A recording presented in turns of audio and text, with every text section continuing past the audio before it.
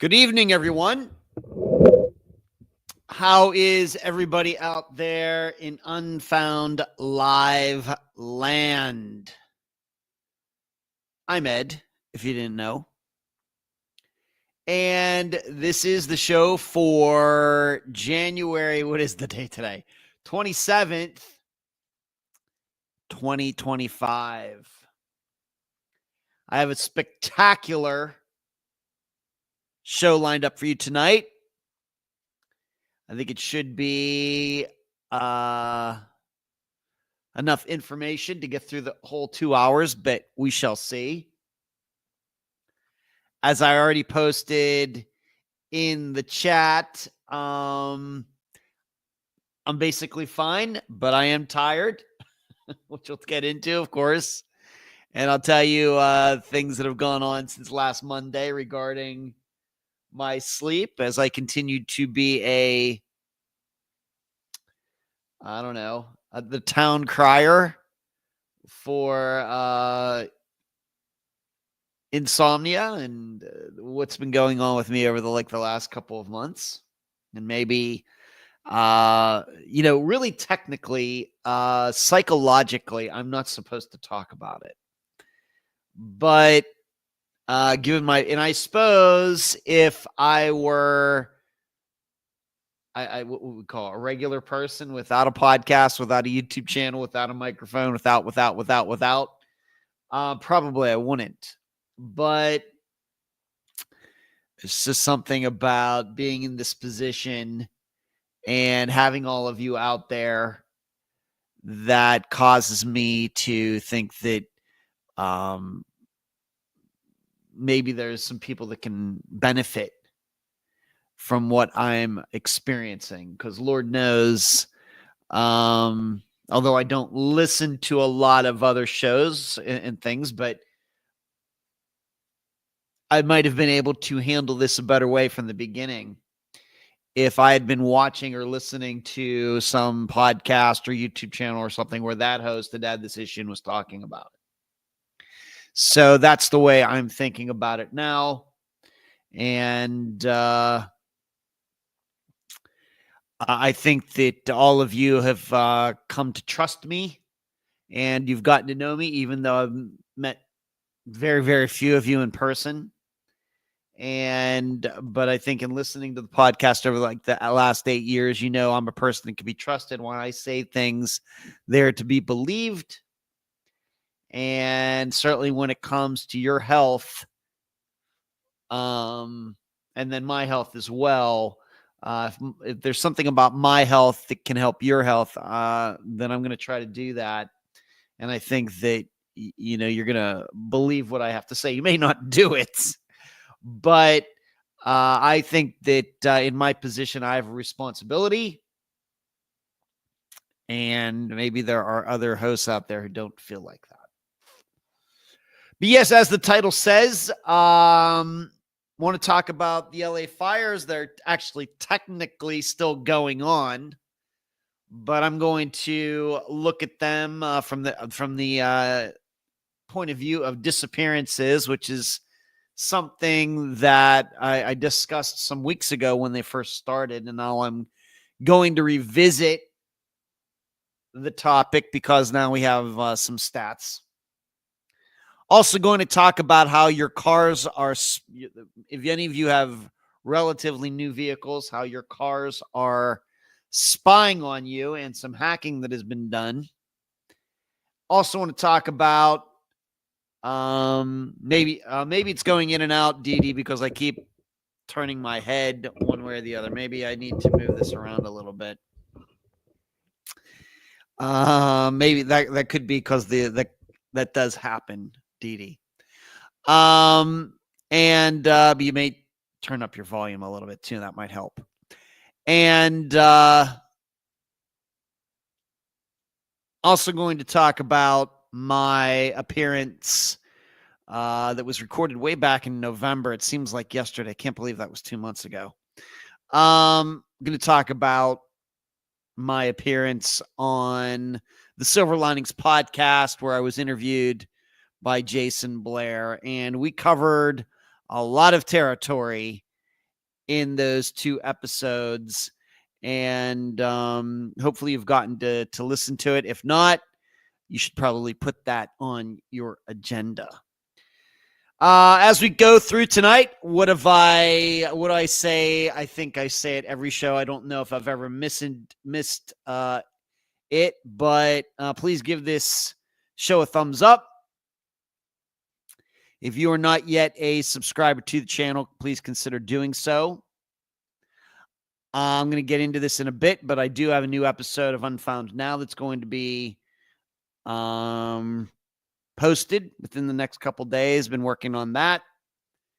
And if you'd like to contribute to what we do here, of course, patreon.com/Unfound podcast and through paypal.me/Unfound podcast. And you can, if you are in the chat tonight, if you want to hit the super chat button and you are watching on YouTube, you can contribute that way as well.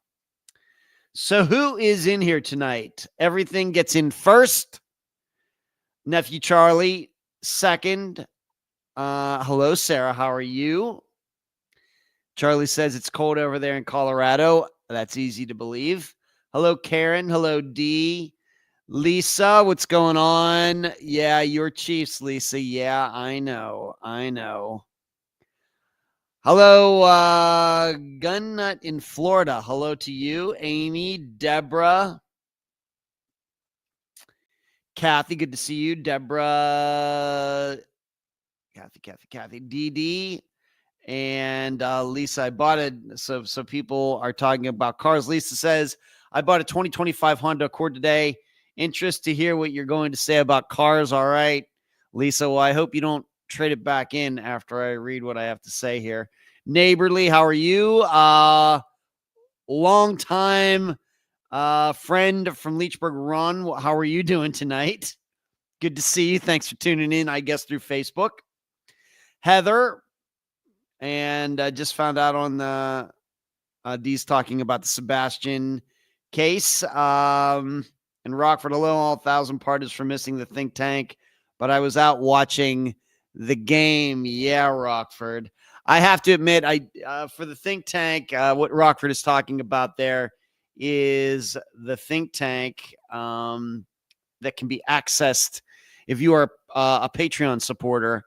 We did do the think tank last night, and I did think about moving it, but I didn't end up doing that. I had already moved the live show last Monday, and it's such a small group that we decided to hold it during the Buffalo Kansas City game. So got to see the beginning of it, and then got to see, most of the end of it, which I guess is the most important part.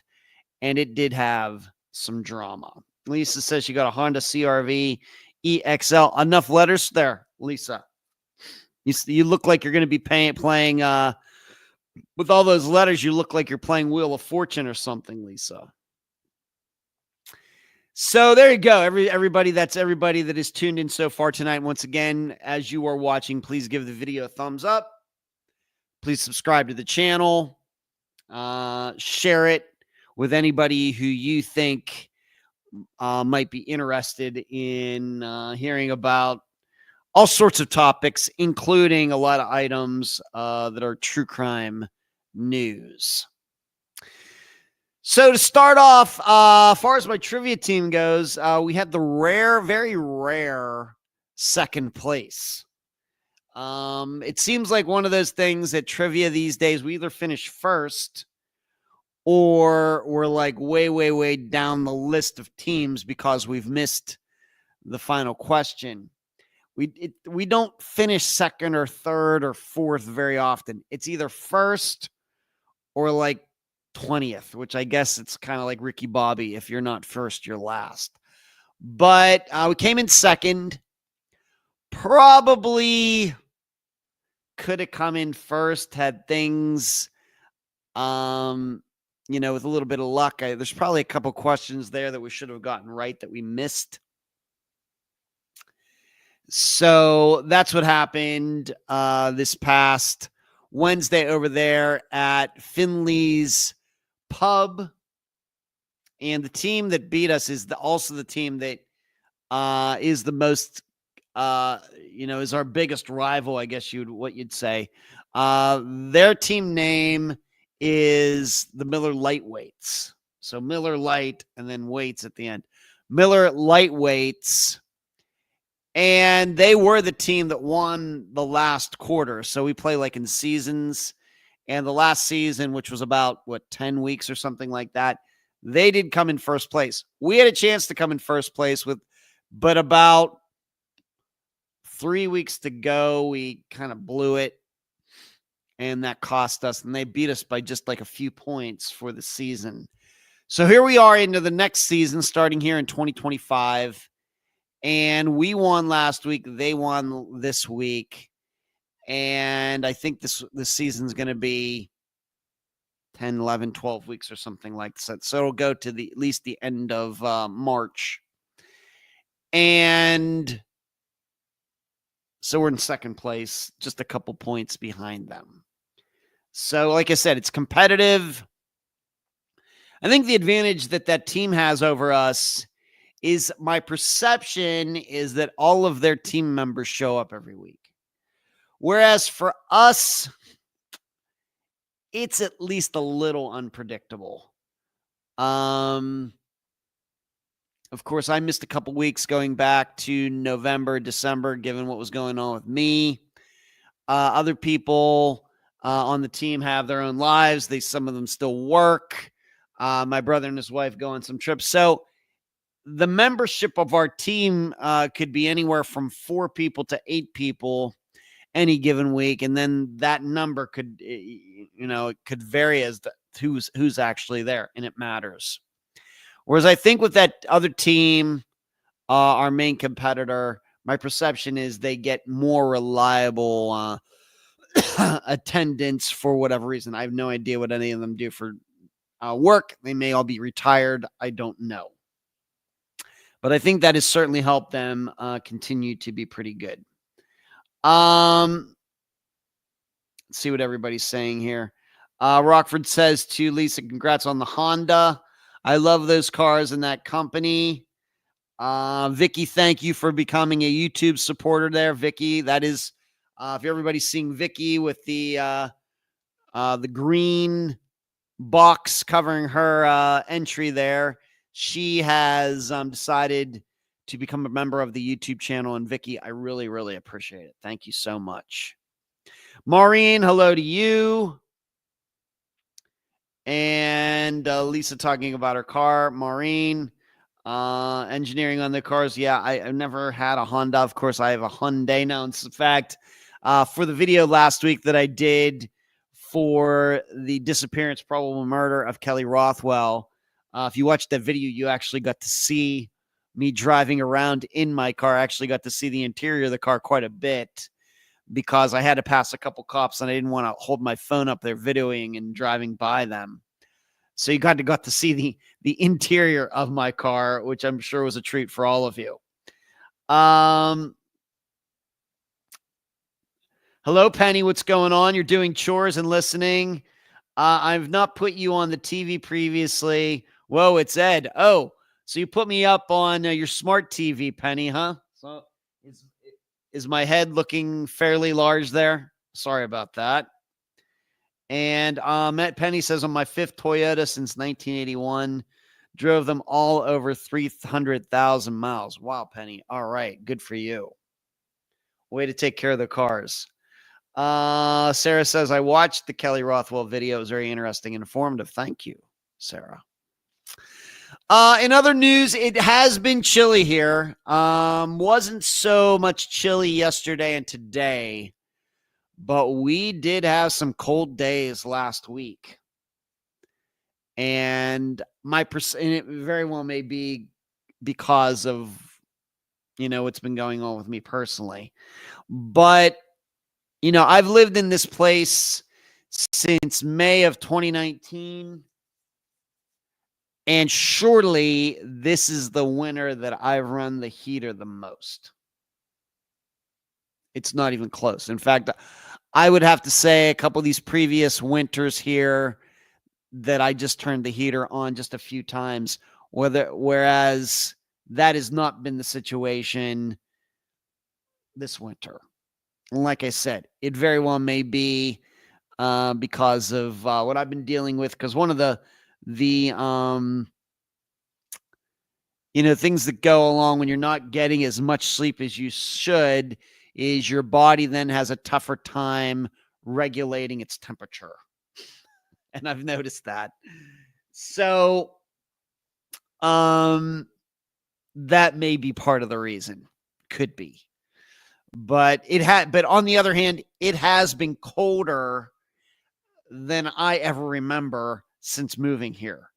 It actually got down into the 30s a couple times since we all got together, I guess last Tuesday, not last Monday.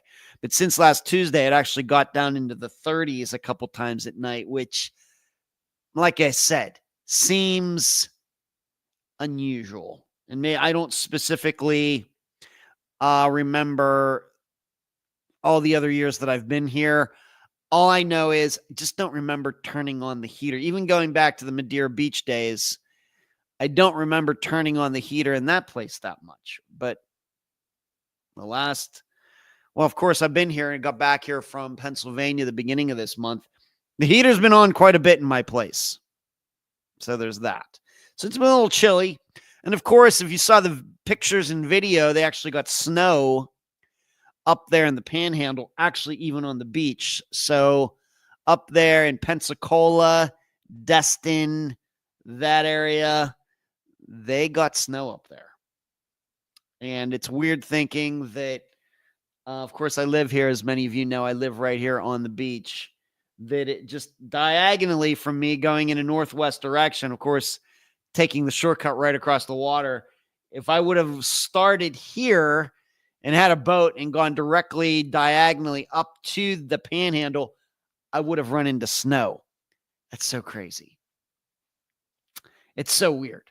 It's just, but it happened. So, and I think that's the first time it's snowed up there since I've moved to Florida. So, me renting the heater then, I guess, makes all the sense in the world. Penny says, Wall of Ed. Yeah, I'm up on your wall, on your smart TV, Penny. Okay. Gunn says, yeah, it's been a rough winter for Florida. I'm surprised we got snow here. Fishing. Hello, fishing. How are you? It certainly isn't normal, Sarah. Yes, Pensacola got hit hard with snow. Yeah, right. It's not normal for Florida to get snow and be that cold. It's certainly not. It's certainly not. And that's why you got all these crazy videos out there. People going out there and delighting in it. Rockford dropped to the 50s here yesterday, which is too cold for the beach. But I haven't forgotten I owe you pictures of the Alaska Airlines Memorial. By the way, the anniversary and gathering is this week, next week. That's right, Rockford. You do. Thank you for reminding me. Right. Yeah. If some of you don't know what Rockford is talking about, he lives near the memorial that they made for that Alaskan Airlines that crashed off the coast of Florida way back in the year 2000. And it crashed due to improper maintenance on that particular jet. And it kind of flipped over and flew upside down for a while and everything. And then it finally made a death dive into the water. And they put a memorial there right there in Southern California. So I appreciate you. Thank you for reminding me of that, Rockford. So that's what's going on with the weather. And in fact, as you can see, just to be safe, I am wearing a long sleeve here. But I haven't been doing anything special at night. I actually what I usually do is I turn the heat off at night. And then as soon as I get up in the morning, because it has been a little chilly in this place, I turn the heater on for a little bit. That's mainly when I have the heater on first thing in the morning when I get up, which these days is 7 a.m. So, but right now the heater is on, but it's turned on, but it's not on. It's switched on, but the automatic setting, it's not cold enough in here for it to turn on. But actually at night, I'll just completely turn it off. Hello, Crank. What's going on? Good to see you. It appears I'm seeing more gray today. You know what? maybe you are. I guess maybe it's the lighting or something. It could have something to do with the fact, Crank, that maybe some of I already talked about this a few weeks ago, but I've changed the setup in my condo a little bit. Tried to make everything a little more efficient in here, a more efficient use of space. So, the light is hitting in a different way. Now the light is hitting like off those mirrors in the back. And maybe it is making my hair look a little grayer than usual. But probably considering what's been going on, probably I've gotten a lot more gray hairs over like the last 2 months than has been the situation in the last few years. But I don't know. I think that's maybe a little bit of an optical illusion. Not that I mind getting gray hair. I don't really care. As long as I have hair, I won't care that it's gray. So, Rockford says 50 to 70 yards. Yeah, that Memorial's 50 to 75 yards from your condo. It's right there, man. Wow. Okay. Hello, Stephanie. How are you? Good to see you. Now, finally, before we get into the topics of tonight's discussion, for true crime anyway, my sleep, since we got together, of course, that was last Tuesday. Remember, we didn't, the show was moved to Tuesday last week due to the national championship college game. I decided to move it to Tuesday. And this week was pretty good. A pretty good sleep week.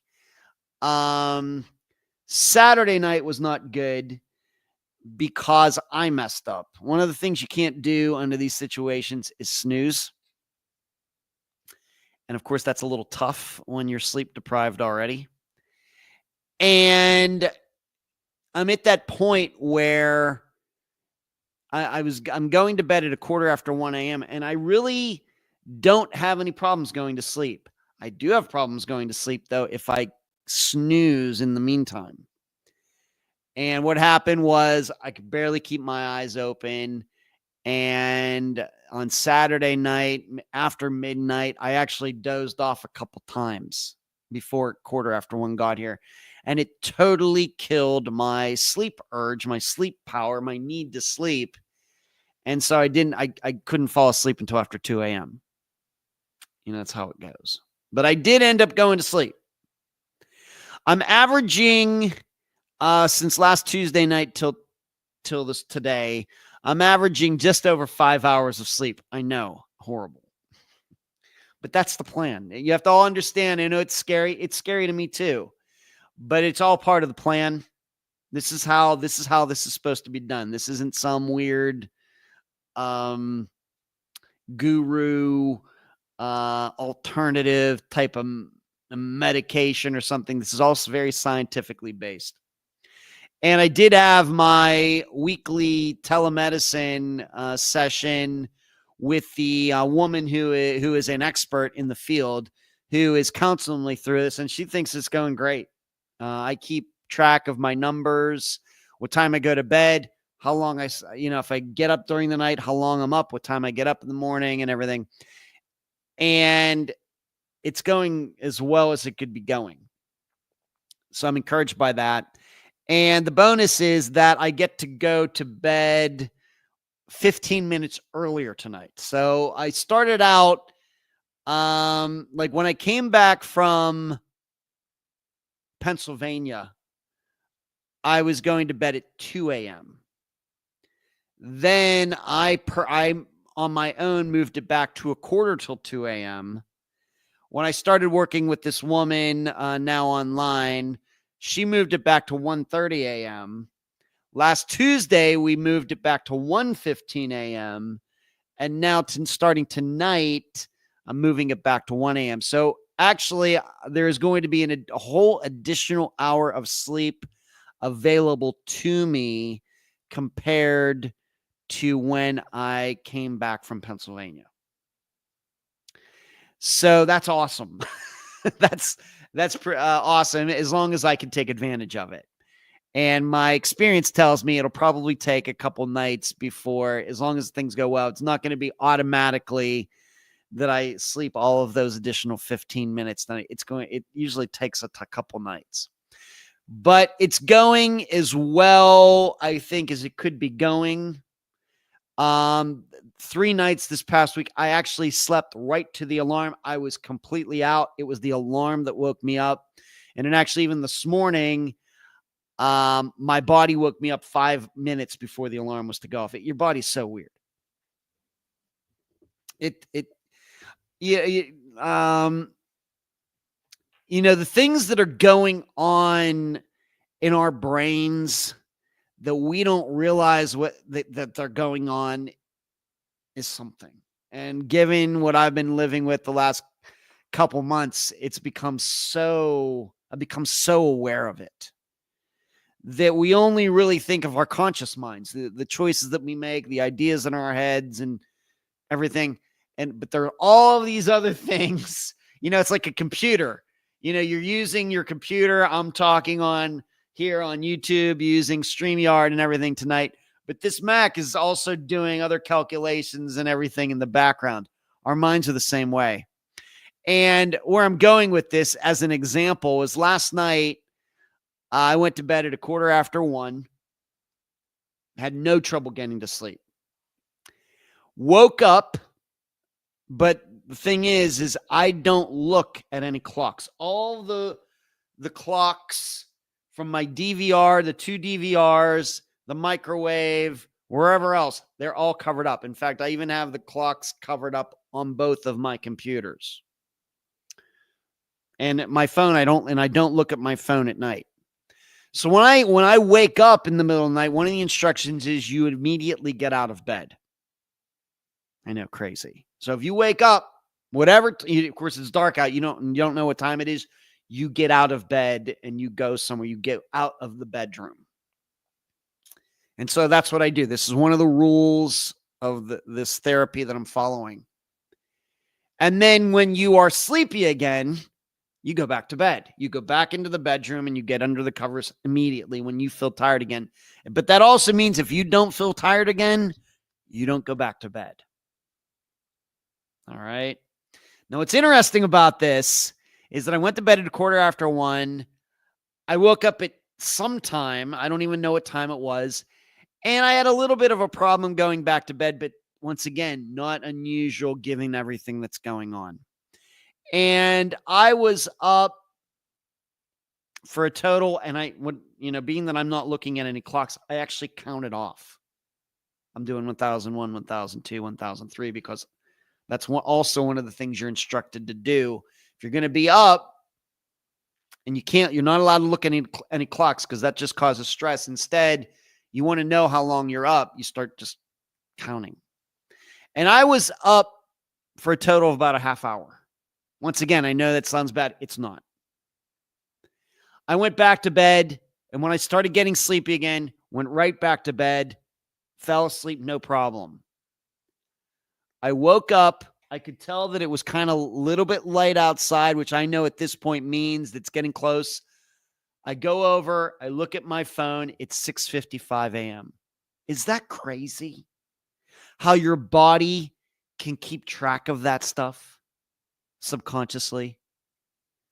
Remember, after I went to bed at 1:15 a.m., I never looked at a clock again until I looked at my phone at 6:55. My alarm is set for 7 a.m. And here my body is waking me up at 6:55. It's so crazy. I mean, granted, that's really what my body has done my whole life. Rarely over the course of my life have I ever slept to an alarm. Rarely. But the difference is that when I would wake up in the middle of the night, of course, there would be a clock there would be my phone there and everything. And I'd be consciously aware, it's 4:47 in the morning. I'm not, that's not what's going on now. And still, something within my mind is able to keep track of that and knows what time it is. Just so freaky. It's so freaky. But the most important points here are that although I'm still very sleep deprived, today I had to fight off falling asleep for like an hour while I was here at home. No fun. No, napping is not allowed. Had to fight it off for an hour by walking around in here. I went outside and sat over on the balcony over here by the elevators because it was a little cooler out and everything until that passed. But I'm on track. I'm on track. She assured me of that today. I don't like it. You know what I mean? I wish I was through this, but this takes time. There's conditioning that goes on. I'm no different than a Pavlov dog right now, is what this really is. So it's not for everybody. As I've stated, as I've told many people, in fact, I was just telling somebody through Messenger this evening that I'm fortunate that I'm in the situation that I'm in. If I were a lawyer, if I were a teacher, if I were a truck driver and had this happen, I don't know what I would have done. The advantage I have here is I make my own hours. If I need to cut back on the podcast for a couple months, I can do that. I make my own time. I can still do work, and there was work getting done behind the scenes, surely. I have a lot of flexibility. I don't have any kids. I live by myself. So I have it easier than anybody that could be in this situation, and still it's difficult. So I can't imagine. And it's probably the reason that, a lot of people just live with this, because I could have done that. I could have easily lived with what was going on starting in late November into December, where I'd sleep 2 hours one night and then I'd sleep 7 hours the next night. But the thing is, in both situations, I'd be in bed for like 12 hours. To get 2 hours, I had to be in bed 10 hours. And to get 8 hours, I also needed to be in bed 10 hours. Like this, and that is just as bad, if not worse, than what is going on with me now, this therapy that I'm doing. But I can see why people do it that way, because once again, when it comes to your schedule and everything else, at least in that system, doing that way, you're not going to become necessarily sleep deprived, even though you're going to live with that the rest of your life. So it's the easy way out, but there's no way out. Once you decide to start doing that and you just accept that into your life, that's the way it's going to be. To get good sleep at night, you're going to be in bed way more than you have to be. And unfortunately, probably that means your sleep is just going to continue to get worse and worse and worse. It's not a fix. Whereas if you tough it out with this therapy, for 80% of people who use it, at least, it works everything out. Granted, you're probably still going to have what we would call some sleep issues, but the thing is, your sleep is going to be very predictable, and you're going to get eventually the correct amount of sleep, 7 hours, 6.5 hours, 7 hours. And you're going to be able to get it in an amount of time that you only need to spend 8 hours in bed to get 7 hours of sleep. And it's good sleep. And you feel confident in it. And it's predictable. And you don't worry about it. But you have to become, like I've said, you have to become a Pavlov dog. In that you have to get retrained, and you have to generate a certain connection with your bed. And that's what it's called, stimulus control, on and on and on and on and on. Not for everybody. It's difficult. It's the most difficult thing I've ever done in my life. And it's no fun. But I believe in it. I do have some anxiety regarding it. But I believe the people who created it. I believe the woman who I'm working with on this. I've listened to a lot of podcasts, all these different doctors and therapists who I've heard been interviewed about all of this. I believe all of them. I don't believe this is some, hokey pokey, voodoo thing. This is something that's real, but you have to follow it strictly. You have to follow it so strictly that if you don't, it's not going to work. And, you're going to become very, very exasperated. But so it's no different than, training for a marathon or something like that. That's the kind of dedication you have to it. But I'm on track. I may look tired. I am tired. Weird things go on with your body. One of the weird things that I've noticed is when you get tired like this, you find a way to cope. And you should know, and it's not like I feel this all day. When I get up in the morning, I feel like my regular self. It's around 3 or 4 o'clock in the afternoon where I start to run out of steam. One of the weird things about being tired like this is it seems every injury and little bump and bruise and everything that you've ever had in your life comes back. You feel it. That's true. It's true. Even when it comes to your teeth. I've had a lot of teeth work, dental work done over the last 4 years. I have a new root canal up here. I have a bridge over here. Aches. All this work in my mouth, when it gets later in the day, doesn't bother me right now, starts to ache. Every little position. I had a knee that I dinged a couple months ago that got better. And then now that I'm tired, it's aching again. It's so weird that all these things come back. So this is one more reason. Don't become sleep deprived. Manage your sleep. Protect your sleep. Do good things for your sleep, or you'll be like me. What's everybody saying about this?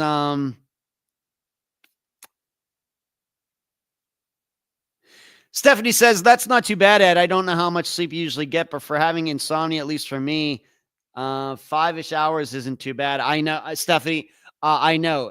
Granted, like I said, I know that my lifestyle puts me in a good position to do this therapy. Absolutely. I also know that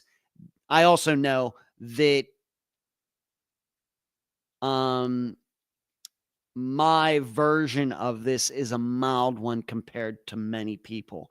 And and with this, and as I've heard in many podcasts now, and in a woman who's helping with me with this, her name is Janae. Some people live with this for 10, 15 years. Insomnia. I don't know how you do it. So it's not just that, it's me having a milder case of it, and me jumping on this when I knew that there was an issue, because the longer you let it go, the tougher it is to fix it. And granted, luckily, I jumped on this fairly quickly. I could have been quicker about it. And that gives me a pretty good prognosis of getting back to normal. But there are people who live with this 10, 15 years and never do anything about it. And just, take sleeping pills and then only get 3 hours of sleep at night. And I don't know how you do it. I just don't know. Deborah, that's good. The last 6 nights I've slept 2 to 3 hours a night. It's driving me nuts. Deborah, you got to get a handle on that. Look up CBTI, Deborah. Do not mess with that. It's not good. Look it up. Download the apps, the CBTI coach. Put yourself on a plan. 14 hours in 6 days. I'm not napping. It's right. Yeah, Deborah, you got to do something about that. That I can't imagine that. That was kind of where I was at the end of November, Deborah, where I didn't sleep 2 out of 3 nights at all. You can't mess with that. That's bad. Hello, Carrie. What's going on, Assistant Carrie? Deborah, me too, Ed. I live alone, no kids, no life. Really, for the life of me, I can't see why I'm not sleeping much. I'm going to miss something. Bad thoughts. Got to handle that, Deborah. Yeah, I got to do it. Mary says, hey, so I've been listening, but just now commenting. So I may have missed what you said, but did you used to go to sleep earlier or later and wake up earlier or later? Did you used to nap midday and you're not now? Just curious. Really, Mary, my traditional, really, let's just say since I've started Unfound in 2016, I was a late going to bedder and a late riser. Go to bed after 1, get out of bed at 9, let's say 9:30, 10 o'clock. Pretty much would sleep. Hey, you're going to find many previous live shows where I talked about me bragging about how well I could sleep. So that's, but I found my sleep to be very flexible. Like with disc golf tournaments, I had to get up early in the morning. So on a Friday night, I'd still go to bed at 1, get up at 6, wouldn't even think about it. Figure I'll get it back later. It's no problem. I can make it through the day and I'll, just go to bed the next night. No problem. And then something went just completely off the rails at the end of November. I would tell any young person seeking life advice, take care of your teeth. Oh, yeah. Carrie says, I've been sleep deprived since birth. Mary says, yes, insomnia differs from person to person. Man versions and types. Yep. Yeah, Deborah. Crying, not safe when you run dangerous machinery at work. I've taken off many days a couple years ago to do this. Yeah, you can't. Sleep deprivation leads to other problems. I can see. I can easily see that. With, like I said, body temperature management, headaches, injuries kind of coming that you forgot you ever even had from years and years ago, coming back to like ache a little bit. It's been something. It's like I said, and I really don't know. I think it was just the camel that broke the straw that broke the camel's back regarding me. I don't think it was any, although I had another particular health issue that happened earlier in November, and I think that still was part of it. But I really think this, being that it seemed to happen so fast, this is just, I think, the way it was meant to go. I think that probably I had a lot of bad sleep choices, tendencies for quite a while. And in talking to my general practitioner, he said it's probably, and it doesn't have to be gradual. Anything like this does not have to be gradual. It can be just one more thing and everything's fine, and then everything isn't. It's very common, he says. Just for sleeping and all sorts of, you ignore something, ignore any sort of health issue, and then all of a sudden it's really, really bothering you. Well, it happened all of a sudden, but then it kind of didn't happen all of a sudden either. Or as they said about was it the collapse of communism or something? It said it happened very slowly and then very quickly, like that. Headaches, yep. Mind burn, yeah. Mary, I usually go to sleep around 1, 2 a.m. get up around 7. When my son is out of school on break, I sleep till about 10, and I can't function on no sleep at all. Those who have babies, lots of sleep deprivation. I always had work. Yeah, Kathy. Mary, I always just want to say I had a very bad car accident in 2010 due to falling asleep at the wheel. I've always fought my sleep like I'd missed something. I've gotten better. Yeah, that's mental, Mary. Yeah. All right, enough sleep talk. I'm not, actually one of the things is I'm not supposed to talk about it at all, because once again, that's one of the triggers, because a lot of insomnia is brought on by anxiety. It has nothing to do with anything physical, like, pain or some disease or anything. A lot of it is brought on by anxiety. So, and one of the ways you combat that is you don't talk about sleep. And here I am talking about it for the last 20 minutes. So there you go. All right, let's get to, once again, I'll just put this out there. Anybody wants to email me, message me about, like we're doing here, talking about sleep issues. I've learned a lot. And I'm seeing weekly. I saw my third session was with her today. If you want any insight, you want somebody to bounce some ideas off regarding sleep and everything, you can do that. Just contact me. So let's move on to everything. It's a little long, 45 minutes talking about non-true crime stuff. Hey, it's my show. I can do what I want. Let's first talk about the Silver Linings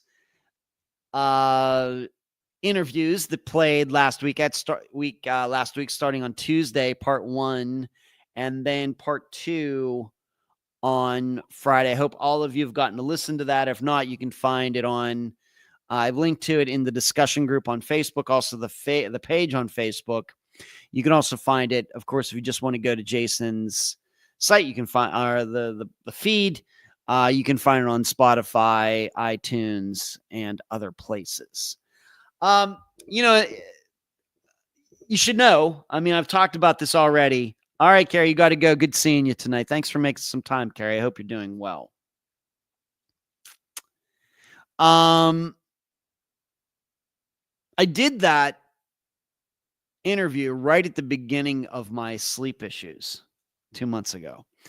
And I had been telling, maybe I even said this during a live show, but I did say this to my assistants and some other people who I've talked about, I talked about doing the interview, that I was so tired. Like, I'm tired talking to all of you right now. This is nothing compared to how I felt that night when Jason interviewed me. We did that on a Friday night. It was November. Was that whatever the last Friday was in November? Is that the 28th or the 29th? Somewhere in there. Started around 8 p.m. Eastern, and we went till like 10:30. So it was like a 2.5 hour interview, and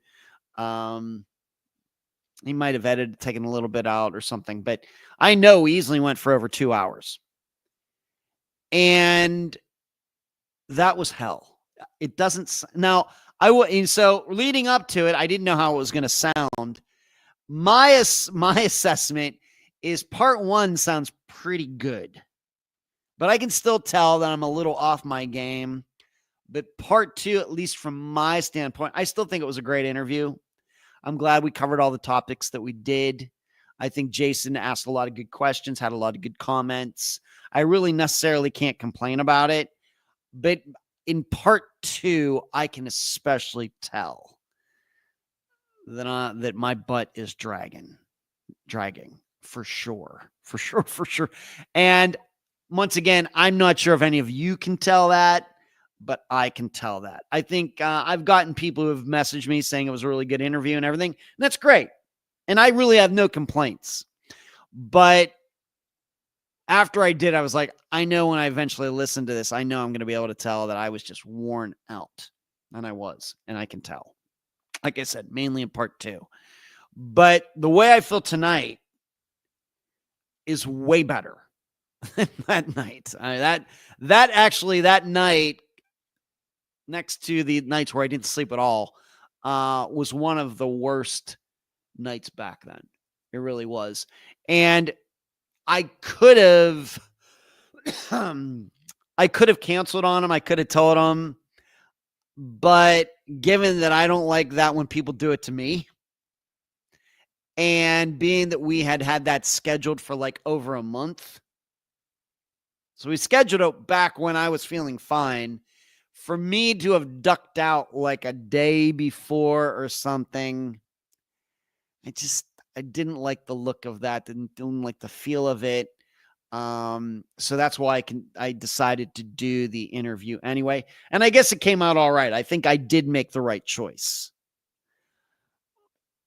But it was not fun doing that interview. And in fact, it wasn't until after the interview that I told Jason, I just want you to know what's been going on with me like the last so many days and everything else. And we got into a really, really good discussion about that, because he's a mental health counselor and everything. And so we ended up having a good conversation, non-true crime conversation, after the interview was done. But I'm pleased with how it came out. I thought that Jason did a fantastic job.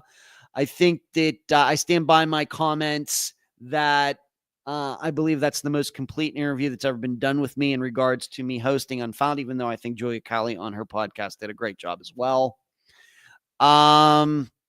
Certainly, there's a lot more that we could have covered. I think there were some things that in both parts where we kind of touched upon it, and then maybe we were thinking we were going to come back to it, and we didn't, which is fine. But that's one of the reasons that there was no outline or anything. Jason was just kind of guiding it on his own. So we really didn't have an outline. He told me some topics he wanted to discuss, but there wasn't actually anything sketched out like I do for Unfound's guests. And probably that would have been helpful in maybe covering a few of those topics more completely. Or, there are a couple, like I said, there just a couple discussions we had where we kind of went off on a tangent and then came back, and I thought we might get back to that because I thought it was an important thing to talk about, and we didn't do that. I just kind of like, way it goes. I'm not necessarily ticked off about that. I thought overall, I thought it was really, really good. So maybe I'll be on there somewhere down the road here in 2025. I would have Jason on Unfound. The issue, though, is that although he does true crime on his podcast, he's really not true crime specific. So I don't mind, talking about his show. And I think that, of course, he does have a lot of true crime content on there. I don't mind talking about his show, saying nice things about it, because I think it's a solid show. Julie Colley's been on it a few times. In fact, some other Unfound guests have been on there. Mara Murray's sister was on that podcast at one point. But as far as having Jason on, I just don't know. Maybe he will be. I don't have to think about it. But maybe we'll get around to having him on sometime in 2025. It's just that given that it's not all true crime over there, then we have to worry about demographics and the content of the podcast and everything. But thank you, Jason, for having me on. Always great. It was great corresponding with him. We continued to email back and forth after I, did the recording at the end of November, especially when he found out that I was having some sleep problems, and he checked down on me, and I thought that was very, very cool of him. So continue to listen to his podcast, and I'm going to do that as well. So once again, if you've not checked that out, the first episode came out last Tuesday, and then part two, there were two parts. The second part came out on Friday, and we go over Steve Pankey and a bunch of other stuff over the 2+ hours that we talk. All right. Let's get to another topic that's in the headline. Amy says, great interview. Jason seems like a nice guy. Yeah, he is.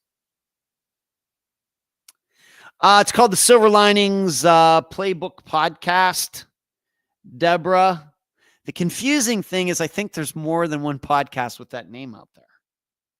It's a Silver Linings Playbook Podcast, Deborah, but you have to get to the right one. Now, why there's more than one with that name, I don't know. But that's what it's called. Regarding one of the topics that's in the headlines for tonight's live show, of course, the LA fires update. Well, what do I mean by that? A couple weeks ago, after the fires had started, and we now know the kind of damage that they've done in the Altadena area, kind of that near Pasadena, a little north of Pasadena. I've been there many times. Of course, most, if not every home in Pacific Palisades was destroyed, but a lot of them were. Of course, we know about that fire, and then we know about how the fire jumped the Pacific Coast Highway and burned down all of those little beach homes right there on the Pacific Ocean. That's an area that's very familiar to me. I was up and down the Pacific Coast Highway at least a few times, going back like 20 years ago. So I kind of know that area. I've seen those places up close, and most of them got burned down. And I talked about that and a few weeks ago. And my point was that, well, this is going to be very interesting to me to see how many disappearances come out of this. We had how many people ended up being displaced? 100,000, some crazy number. And so we know all of these buildings and homes and businesses that got burned to the ground. And almost assuredly, if you decided to stay in your home, you were going to die. And so what I told all of you is this is going to be interesting to see how many people end up being missing after all this is over, to try to figure out how often is it possible for people to disappear during fires? And, people who, for some reason get trapped. And so they're in the house burns, the person dies. Are those remains found in the house? And we know there are a lot of different reasons that people, of course, we know how many people have gotten killed because of this. But what I'm looking out for is the disappearance number. People who weeks after the fire has gone through that area still can't be found, because that could mean that these people were in their homes and actually the fires burned so long, so hot, that the remains just turned to ash. They got cremated. Because this has been a topic a couple times in Unfound's existence, with, of course, the little girl who went missing back in the 1940s. Her home caught on fire. That's Heather Grotman case. She was on for that one. Last name Bryant. And then, of course, Gerald Rustness and his wife, who went missing after a house fire in which their son's remains were found in the remains of the home, but the adults were not found. The parents were not found. And so the question is, did they burn up to the point of being cremated in the fire? Is that possible? Is it not possible? Now, I will tell you, when I started Unfound, and I still think this way, but getting a human body, to turn to ash is fairly difficult. There's a reason that if you've ever seen a crematorium at a funeral home, and I've never seen one in person, but I've seen them on TV. In fact, there was an episode of Columbo where that's part of the cover up of the murder.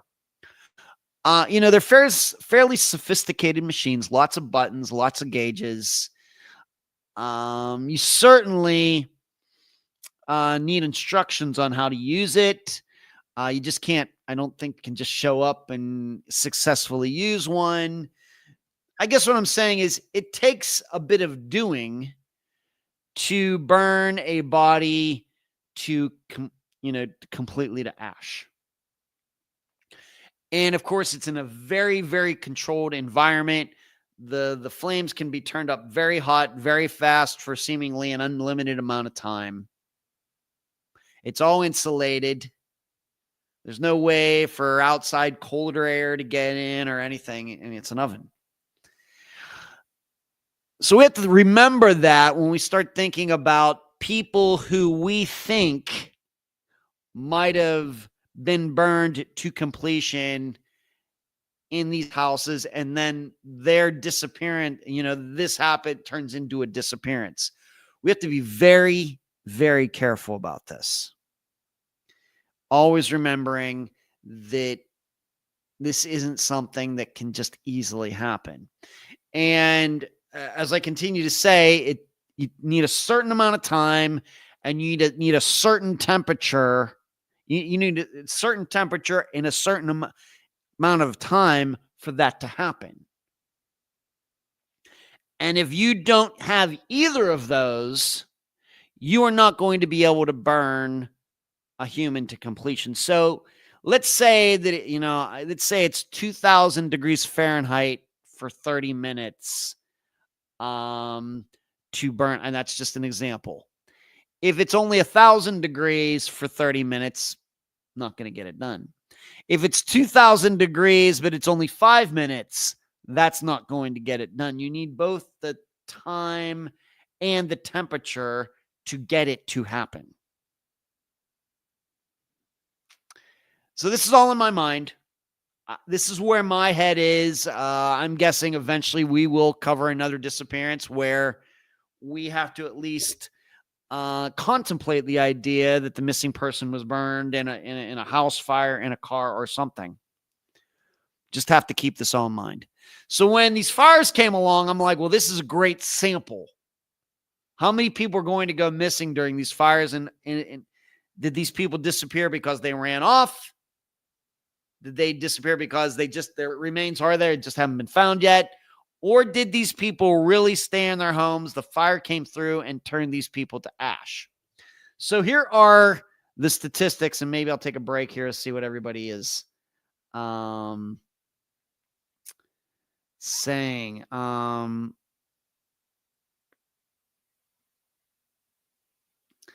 Nina says, looking a little tired. Haven't noticed that before. Yeah, Nina, I was just talking about that. Until I start getting about 7 hours of sleep, this is just how I'm going to look like. This is what I'm going to look like and sound like on the live show. And it's one of the reasons that the podcast has been put on hiatus. Hello, Marty. Yes, we know you're late, Marty. Hello, Carol. What's going on? I don't think I saw you earlier. Yeah, Marty always gets the red carpet treatment, especially maybe he deserves that since he's been on Wheel of Fortune.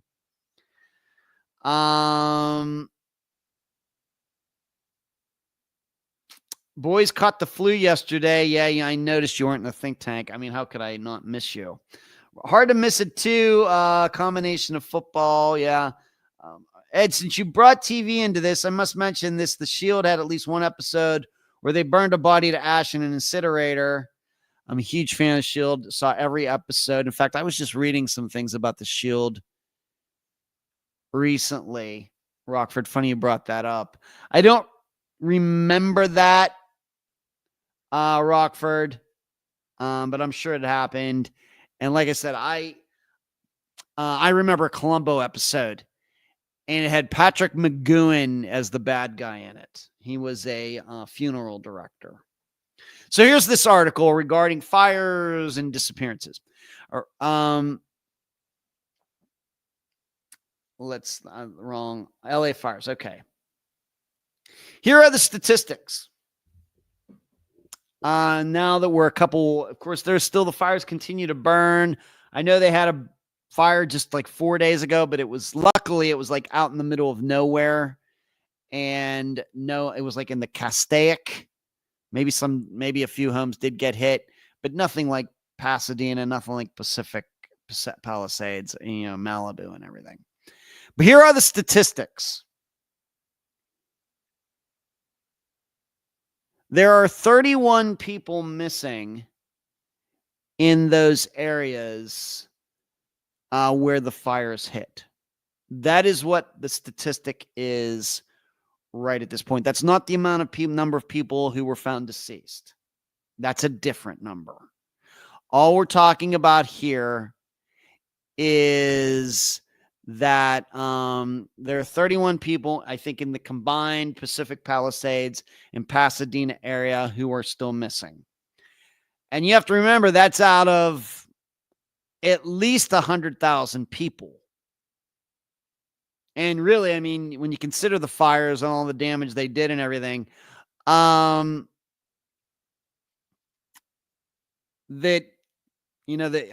people did get killed, and it sucks. But being that the number of people killed, is like under 50, and the people who are still missing is also under 50, given what we all saw with those fires, it's kind of a miracle. Now, the thing about fires is they move fast, but they don't move that fast. Of course, fires are very much like hurricanes. You have some time to get out if you want to.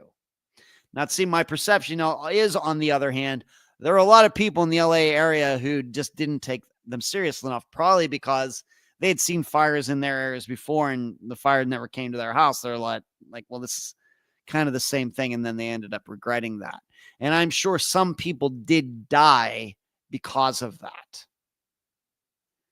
But really, given that between the missing people and dead people, it's going to probably be under 100 in the second most populated city in the United States, considering all of the house, I don't know, 10,000 buildings or how, that's pretty good. It's pretty good. But 31 people are missing. And so I'm going to read this article about one of these people. His landlord saw him outside the apartment complex in his car about 9 p.m., but no one has heard from him since. His car is not at the apartment building, so it is unlikely he returned. Stanley does not know where he went or if he got caught in the fast-moving Eaton fire. The family's checked hospitals and convention centers, but they can't find any information. His mother is already speaking of him in the past tense. He's not an actor. He was a substitute. He was an actor. He was a substitute teacher, and unfortunately, I didn't catch his name here. But Margaret Devine is not alone. As the fires razed homes in Pacific Palisades, Malibu, and Altadena, an untold number of people were not able to make it out in time. Firefighters and law enforcement personnel are beginning to dig through the rubble and finding their remains. Most of the people reported missing in the fires have been found safe. But with every passing day, hope's dim. Margaret and her other children know that Kevin Devine would reach out to him if he were able. The LA County Sheriff's Office Department said the Times on Thursday that 31 people are missing, 24 from the Eaton fire and 7 from the Palisades fire. The LAPD tally of those missing in the Palisades fire slightly differed, with that department saying 5 people were still missing instead of 7. So once again, we're looking at all of these homes destroyed, all of these people who now don't have a place to live, many thousands of people who have been displaced because of these fires. And in the Palisades area, only 5 are missing. Only 5. Something to keep in mind. Officials warn the number of people still missing means that the death toll from the fires will likely to continue to rise, though not by a massive amount.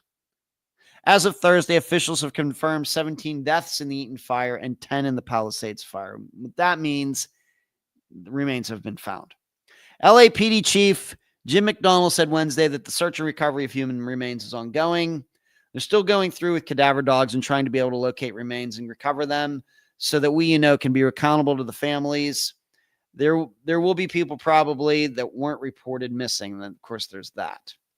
On Tuesday morning, search and rescue teams gathered by map at Altadena at the Rose Bowl Incident Command Center to begin another grid search of a vast zone of Altadena. The teams have been heading out into the area daily to search for the bodies in the rubble. Across the county, officials receiving news they dreaded. Miva Friedley's home was destroyed in the fire, but her niece, Ruth Brown, said that no one knew what happened to her. The family reported this 86-year-old missing and agonized about her fate. But unfortunately, on Thursday, search rescue teams found her remains in the rubble of her home. It's a blessing because we found her. If we can get some closure, it allows us to move on. So there's some people just not able.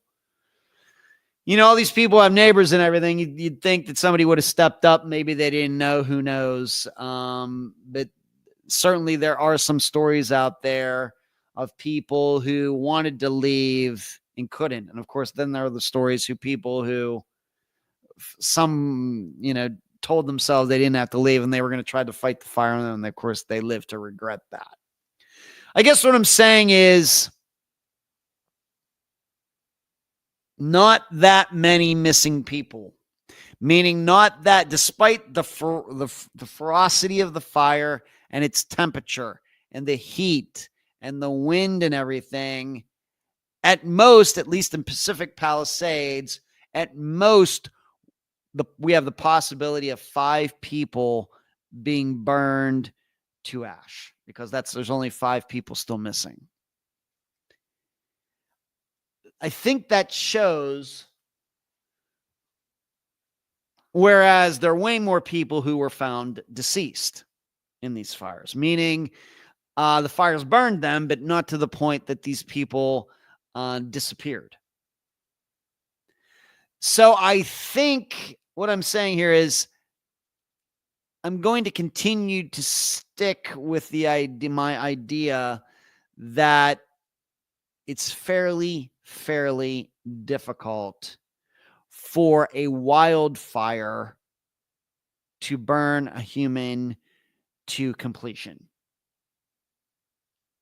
And in fact, we've, of course, over the years, there have been many firefighters who have died fighting brush fires. There's a very famous, was that down in Arizona where that happened, where a bunch of firefighters, they were out there fighting a brush fire, and it surprised them and they all got killed. Of course, all of their remains were found. So when we talk about these disappearances on Unfound, where the burning of a home has happened, and then there are missing people, in one case, a missing child, I guess the science is still up in the air. Now, I will tell you, the way I remember it, my best theories in both of those stories, what were they? Let me go and check this for a second. Where is it? Bernard Rusness and Peggy McKay was one. And then much more recently, from this past year, we had Ricky Jeannie Bryant, who went missing, little girl. In both of those, I'll have you know, I decided that the missing people actually did die in the house fires, and their remains were burnt to the point that they turned to ash. But I'm not sure that squares with what is going on in these fires in LA.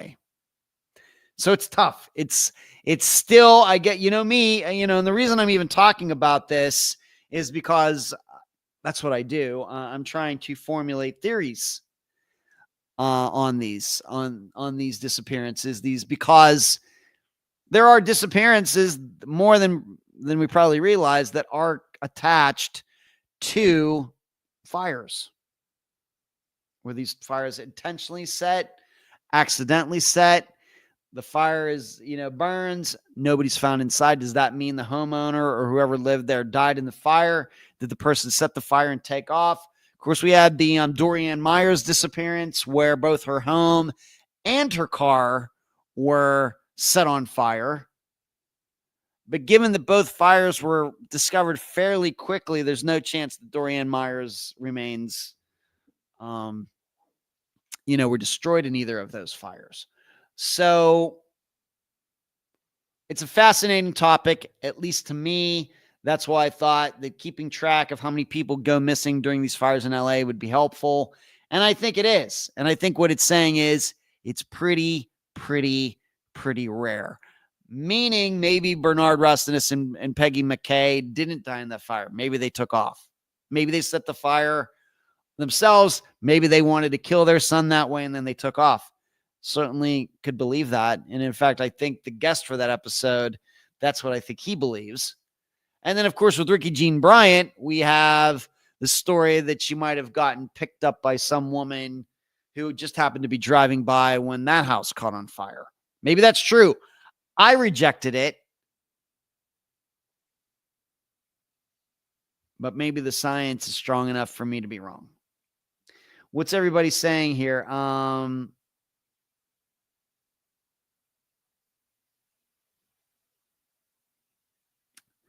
See what everybody, I have to go up here a little bit. Marty says he loves The Shield. Gunn says, I know that Unsolved Mysteries would skimp on details, but I'm wondering why the bodies would be completely burned.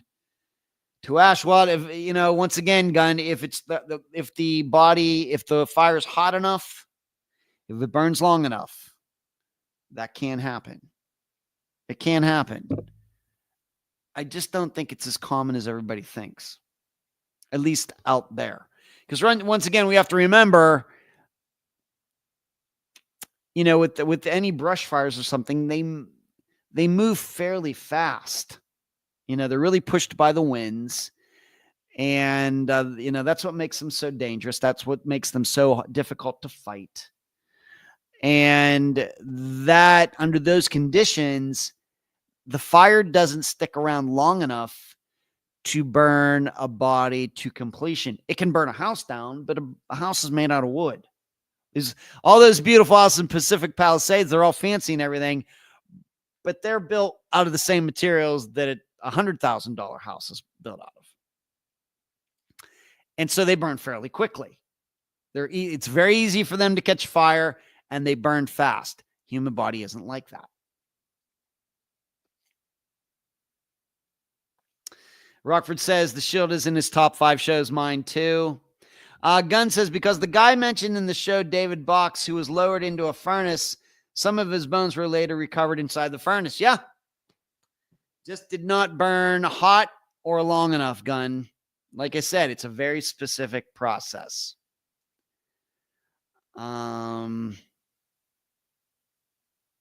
Mary says regarding the LA fires, yeah, I can't believe the numbers aren't higher. It's crazy to me. Yeah, we're very fortunate.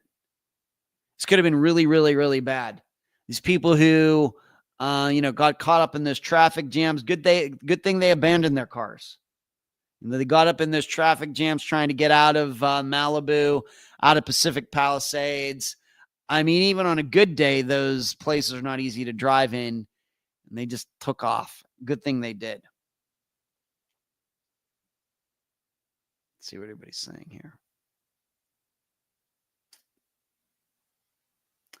Deborah says, Granite Mountain Hot Shots, 19 fires died from that company. Right, there you go. That's what it was called, Deborah. Yeah, everybody can look that up.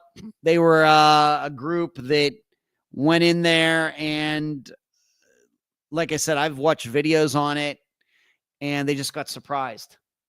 They thought the fire was going one direction, and that was actually coming directly toward them. Yeah, the one guy lived because he was watching out for it. Yeah. I was wondering if they took off possibly. I didn't think of the foul play aspect at all, though. You mean Gerald Russness and Peggy McKay? Gun? Brian says, hello, Brian, by the way. I think this is your first time getting in on the chat tonight. Usually there will be remains in a house fire, but depends on how long the fire burns and if there was something very flammable, right? Right. Most of the time remains are. I agree with you. For fires to burn in such a way that there is a reason to believe the person actually was turned to ash in a fire, rare. Certainly. So there is that topic following up on the LA fires. Moving on. And like I said, the fires continue to burn. It's just my perception is that they're burning in areas where it's sparsely populated areas, thankfully. Gun, I mean, I believe they were the two people you were referring to. They are. Gun, yeah. Yeah, that was an episode. That's a disappearance of that back in the 1970s. And Gerald Russness and his wife, Peggy McKay. There was a fire at their home. The fire was put out. Their son, who was 6 years old or something, was found dead in the fire. Peggy and Gerald never seen again. All right, let's talk about trackers on cars. About a year ago, security researcher Sam Curry bought his mother a Subaru on the condition that at some point in the near future, she would let him hack it. It took Curry until last November, when he was home for Thanksgiving, to begin examining the 2023 Impreza's internet-connected features and start looking for ways to exploit them.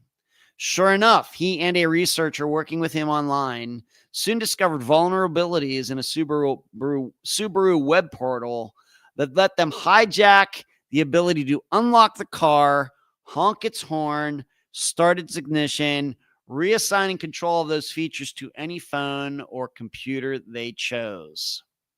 Brave new world we got going on here.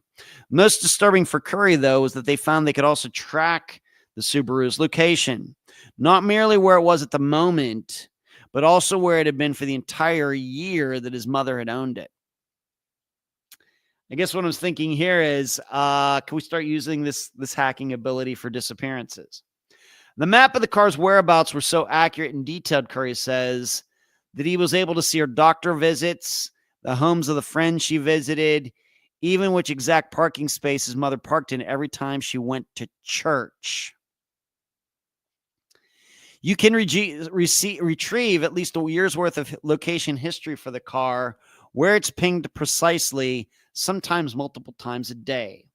Whether somebody's cheating on their wife or getting an abortion or part of some political group, there are a million scenarios where you could weaponize this against someone. Curry and this other guy, Shaw, today revealed in a blog post their method for hacking and tracking millions of Subarus, which they believe would have allowed hackers to target any of the company's vehicles equipped with its digital features known as Starlink in the US, Canada, or Japan. Vulnerabilities they found in a Subaru website intended for the company staff allowed them to hijack an employee's account to both reassign control of cars' Starlink features and also access all the vehicle location data available to employees, including car's location every time its engine started, as shown in their video below. Curry and Shaw reported their findings to Subaru in late November, and Subaru quickly patched its Starlink security flaws, like after the horse is already out. But the researchers warned that the Subaru web vulnerabilities are just the latest in a long series of similar web-based flaws. They and other security researchers working with them have found that have affected well over a dozen car makers, including Acura, Genesis, Honda, Hyundai, Infiniti, Kia, Toyota, and many others. There's little doubt, they say, that similarly serious hackable bugs exist in other auto companies' web tools that have yet to be discovered. It was a much longer article. I guess it's one of those questions. How important is your privacy to you? If this is China and other countries in the world, then this is not an issue there. For example, they have very intricate, widespread facial recognition in China, and I realize the U.S. is hot on their heels on that, unfortunately. But it's one of those things, though, that how do you balance the freedom side with the safety / security side in a country, in a civilization where people's rights are to be respected? Because I think when we hear or read a story like this, that, like I've already stated while I was reading the article, man, this would be great to use for disappearances. If we found out that some suspect had a relatively new car, and there's reason to believe this person caused the disappearance, and this person, took the missing person somewhere and buried her or whatever, wouldn't it be great to just access all of that information? Wouldn't it? Yeah. Of course, first of all, the problem is you would need a warrant to do this. But is this really, even though we would be able to solve disappearances with this technology, is this really good for our society overall? And I've talked about this before. There are reasons, once again, to bring up China. I'm not trying to pick on China, but everybody knows about China.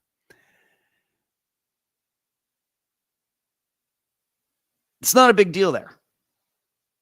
And when it comes to disappearances in China, surely the United States has more disappearance per capita than China does. Surely, surely, surely. Now, of course, China, on the other hand, disappears some of its own citizens due to politics and religion, all sorts of, for different reasons. But still, even with that, way fewer people go missing in China than they do in the United States. Why is that? Well, it does have to do with the way they run their country and the way we run our country. But it also has to do with the fact that all of their citizens are much better tracked than you could ever do at this point in the United States, even though we know that there are a variety of ways to do that. It just seems to be a little more organized in China. And I think what I'm also saying is that you look at all the disappearances that we've covered on Unfound, there are many of them that could never take place in China, given the way they do things over there. But I really don't think, though, that's what we're looking for here in the United States, right? Do we really want everybody tracked? Do we really want our cars to be like this? We don't. That's what they're like. Of course, the reason they're like this is because everybody has certain expectations when they buy new cars these days.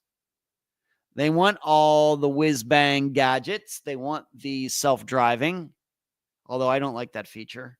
My dad's new car had it while I was up there, and I turned it off. But we want the satellite radio, and we want the GPS, and we want all of these things that, in one way or the other, are tracking where we are going.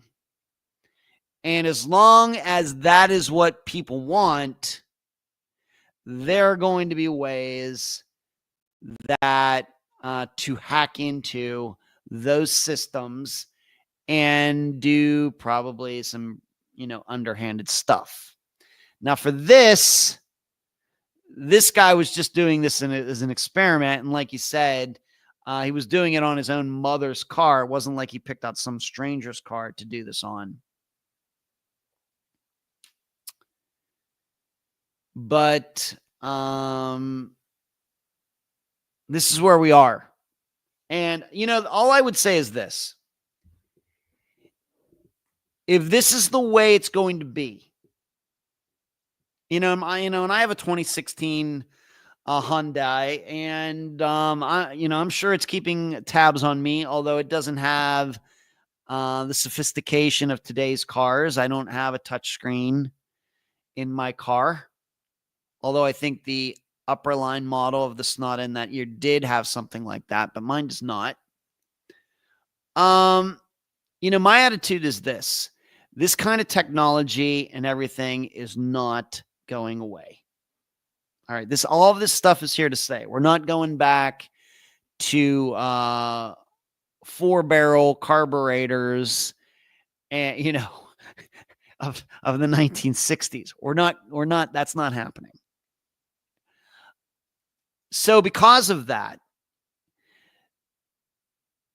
these companies, if we do start talking about crime, if we do start talking, we are talking about disappearances, if we are talking about murders and everything else, and one of these types of vehicles is believed to have been a part of a crime like that, whether a getaway car or whatever, these companies, Subaru and whoever, should make it a lot easier than they do for the tracking of these cars to be done. Because the problem we have is that it seems like it's all just one direction. We have all this technology, and then when a crime is committed, law enforcement has to jump through all of these hoops to get the information. Well, that's not helpful. In my opinion, these corporations can't have it both ways. On one hand, they're doing this for all of their customers. Well, you know what those customers probably like? You know what? If they get murdered, they would like their killer to get caught, I think. I just think that that's the way. I think it's just too skewed in one direction right now. All of this technology and all of this privacy. Whereas this technology could be used for good.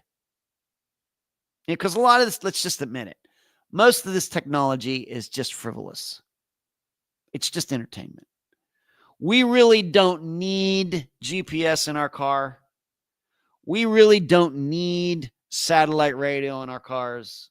We really don't need self-driving in our cars. People can just drive fine on their own.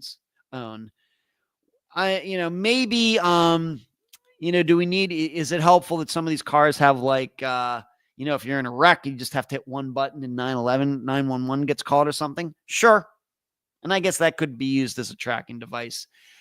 But most of the stuff we have in our cars that lends itself to being hacked for purposes of being used to track people is entertainment. These are not life and death type of things. And because of that, my attitude is that they should be easier to be accessed for crime purposes. Let me see what everybody's saying here. Lisa says, I would always say there's grandma's car to the kids if we drove by any adult businesses.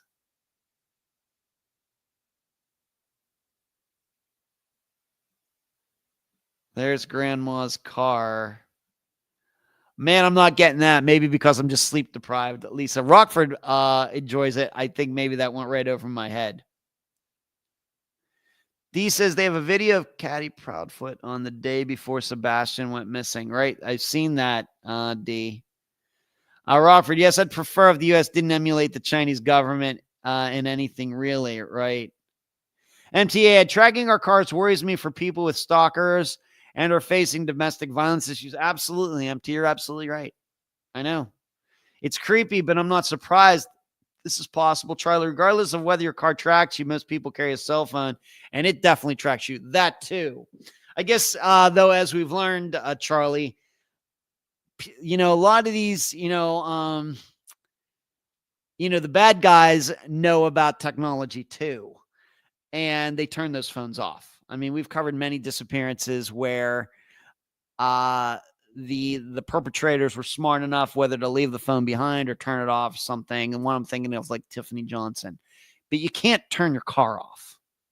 You can't easily turn off all of the different things and the way your car is attached, broadcasting this satellite or some local cell phone tower or whatever else. I think that's a lot more difficult to do. But you're right. Yeah, our phones are tracking us. Just a little easier to leave the phone behind. Hard to leave a car behind if you're trying to get rid of a body. Brian, tracking devices on vehicles could only play into a perpetrator way of following his prey. Not good. I know. It's a double-edged sword. I get it, Brian.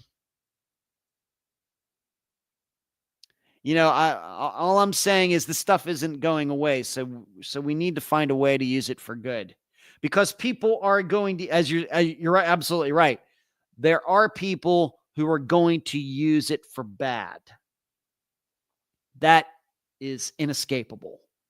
So we have to figure out a way to use it for good.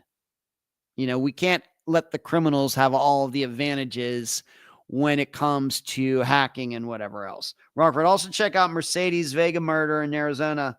Suspect arrested last month, and I'd wager they put a tracking device on her car stereo stuff. Yeah, and there are trackers that, what are those little Apple, what are they, things, I forget what they're called now, but little Apple devices that you can stick on your car, whatever. I know some people use them for their luggage when they fly in case the luggage gets lost or somebody steals it or something. I've heard of that being done. So AirTags, thank you, Rockford.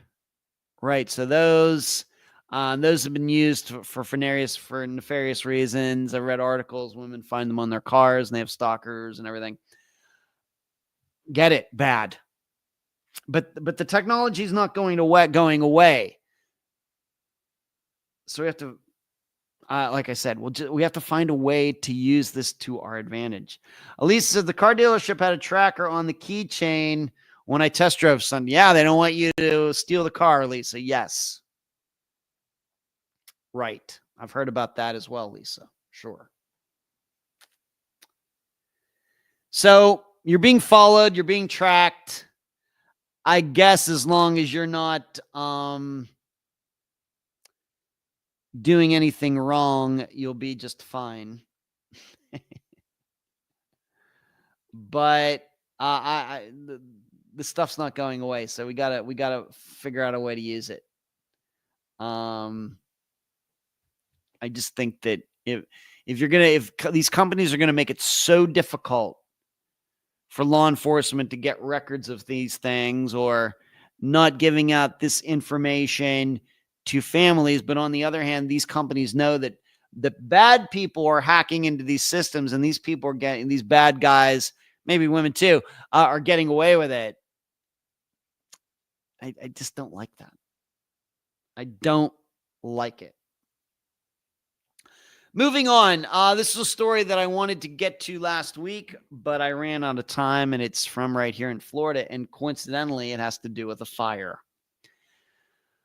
A recent fire destroyed the home of a Florida man who was reported missing nearly 2 years ago, deepening the mystery surrounding his disappearance. John Henry Mallouk, Mallouk, 78 years old, was reported missing in January of 2023 by a concerned relative. The Martin County Sheriff's Office Criminal Investigations Division began investigating the case as Mallouk had not been seen or heard from since August of 2022. So he goes missing in August of 2022. Somebody finally reports him missing in January of 2023. And then right here, end of 2024, beginning of 2025, his home went up in flames. Now, was anybody living there? It doesn't say. The blaze broke out on Friday night at Mallouk's house in Okeechobee, Florida, so in South Florida. And the cause of the fire is currently under investigation. Firefighters at the scene were unable to save the home or the 2 cars located in the garage, including a red 1955 Ford Thunderbird. That is unfortunate. Authorities said the fires raised new questions regarding the fate of Mallouk, as detectives searched for any connection to his disappearance. When detectives initially searched Mallouk's home, they found no signs of struggle or foul play. The premises appeared untouched, with doors left unlocked, food still in the refrigerator, and cell phone abandoned on the counter.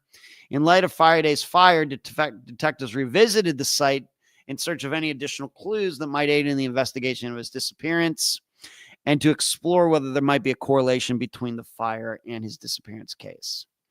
Detectives are urging anyone with information about the fire or the whereabouts of Mallouk to contact the Martin County Sheriff's Office. We are looking for closure wherever the answer leads us. He does have family who are concerned about him and his whereabouts. So what are the general facts of his disappearance? So I went to the Charlie Project. It's not a very long write-up, but I will read it now. And then in looking up this guy, I found a very, very interesting piece of information about him. But here's what the Charlie Project had to say about his disappearance in 2022.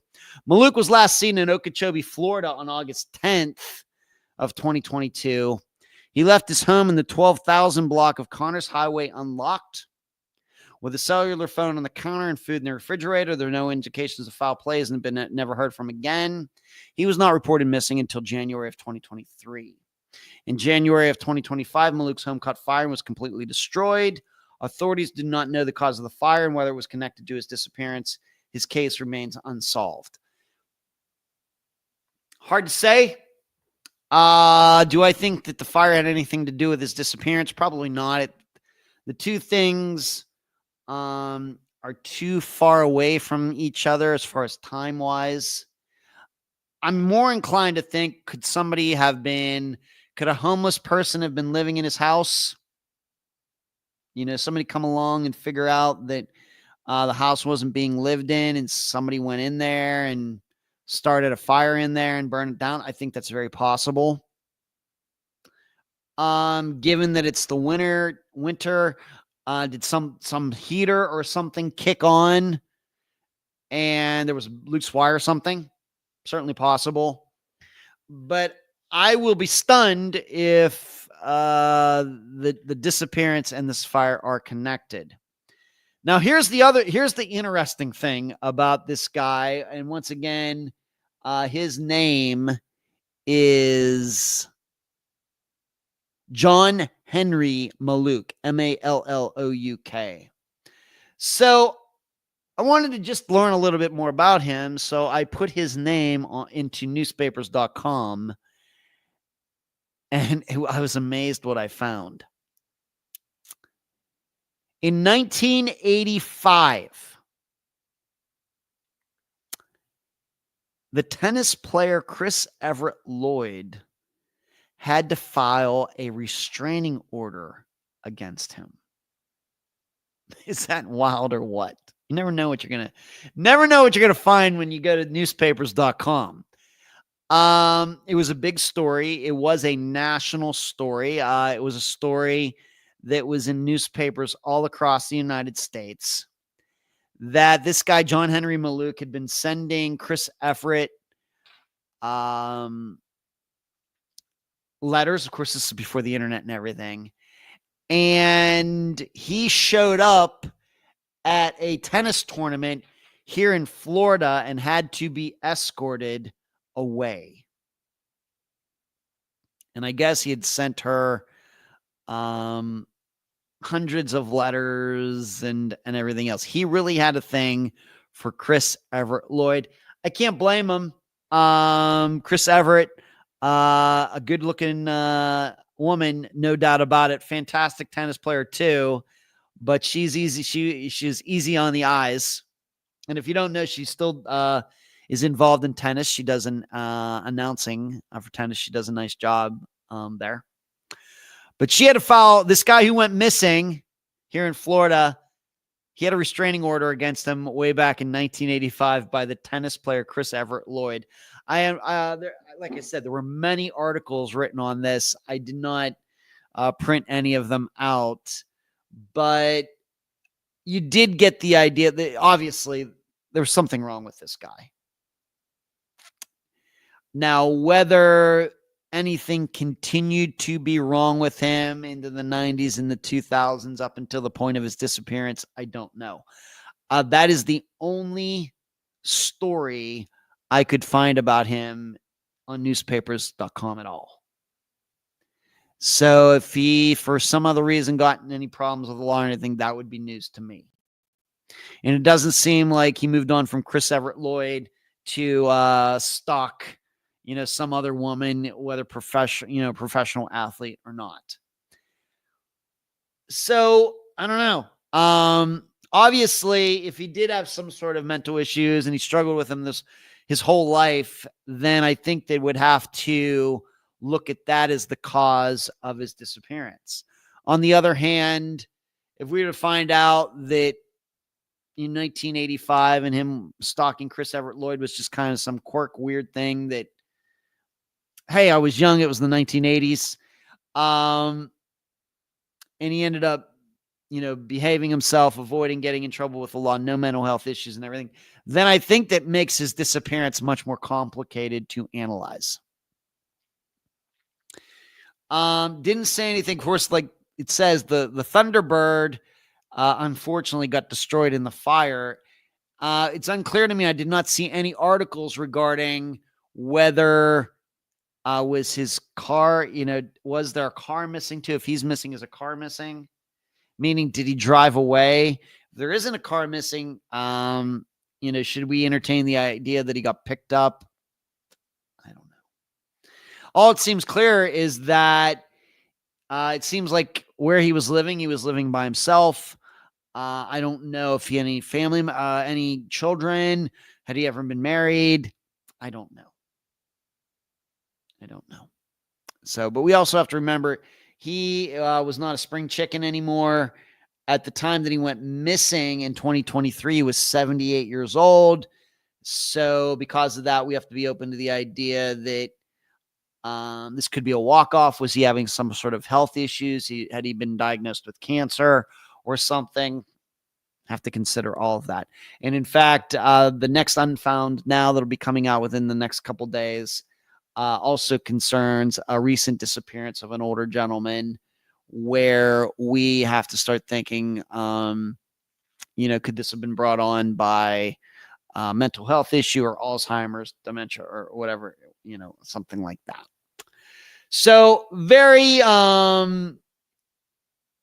strange story here. A disappearance, then a fire, and you find out that the guy was a stalker of Chris Everett Lloyd 40 years ago. Would he have been dangerous? Well, it's just hard to say. I don't know. Moving on, given that we are now 19 years in, and being that I did mention her during my interview on the Silver Linings podcast, there have been a lot of Jennifer Kesse articles out there. And so I'm just going to read one of them. Florida woman Jennifer Kesse was last seen leaving her work in 2006. Of course, that would have been on Monday.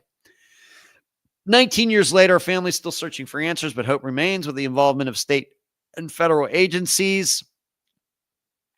On the anniversary of her disappearance, Jennifer's father, Drew Kesse, joined News Nation's Banfield to share how he feels her case was mishandled and explain how NASA got involved in the search. It's Jennifer's time in the lineup, I guess, to either be found or not be found. In 2016, 10 years after her disappearance, Jennifer was officially declared deceased.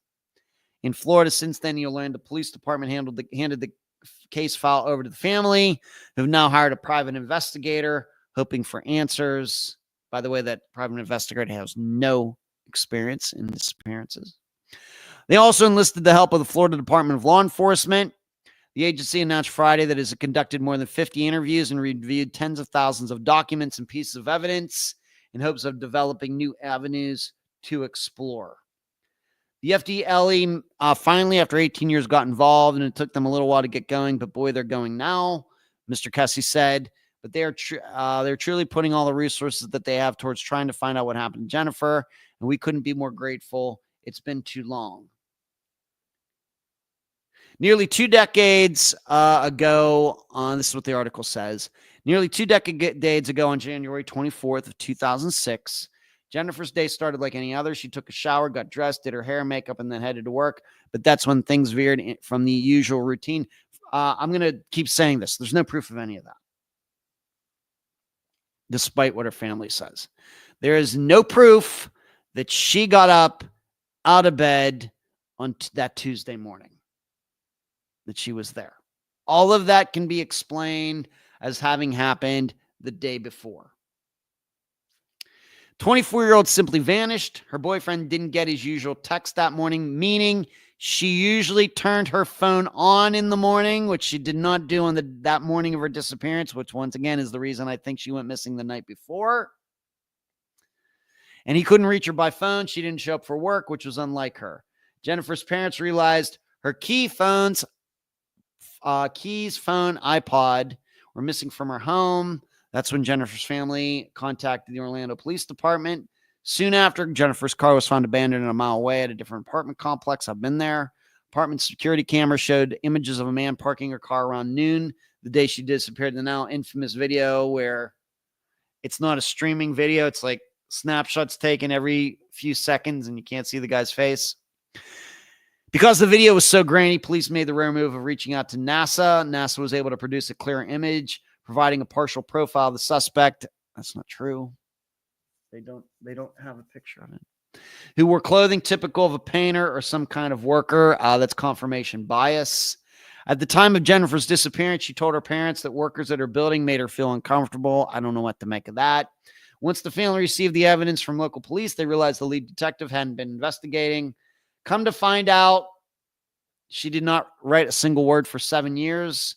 Mr. Kessie said it's a good thing that it's out of Orlando now. I honestly don't think they had the talent to do what's needed to do in a long-term missing persons case.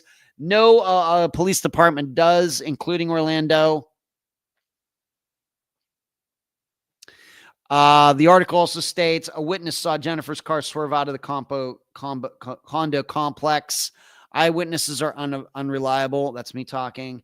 Handprints and scratches on her car, which appeared to have been cleaned before it was found, indicate there might have been a struggle. You don't know. So there was a struggle in the car. No one saw or heard anything. I mean, at some point you have to start making up your mind regarding all of this, right? You know, Jody Husentrut got kidnapped at 4 a.m. and people heard stuff. And there were obviously signs of a struggle. Jennifer Kessie's family is trying to say the same thing. Nobody heard anything, and there were no signs of struggle. None of her stuff left behind, scattered in the parking lot at all. What were these attackers? The neatest guys in the world.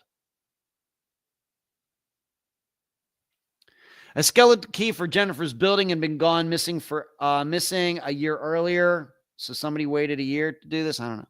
Physical evidence from the car includes hair and 100 fingerprints, some of which were not identified to a person at the time.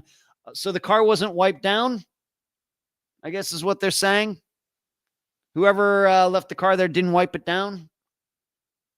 Serious question. 100 fingerprints in her car. Did she never clean it? Who else was driving in it, riding in it? I got to admit, you know, I've had my car for over 8 years. I don't think you're going to find 100 different fingerprints in it. So, there's nothing that I see on this anniversary, the 19th anniversary, to change my mind on this at all.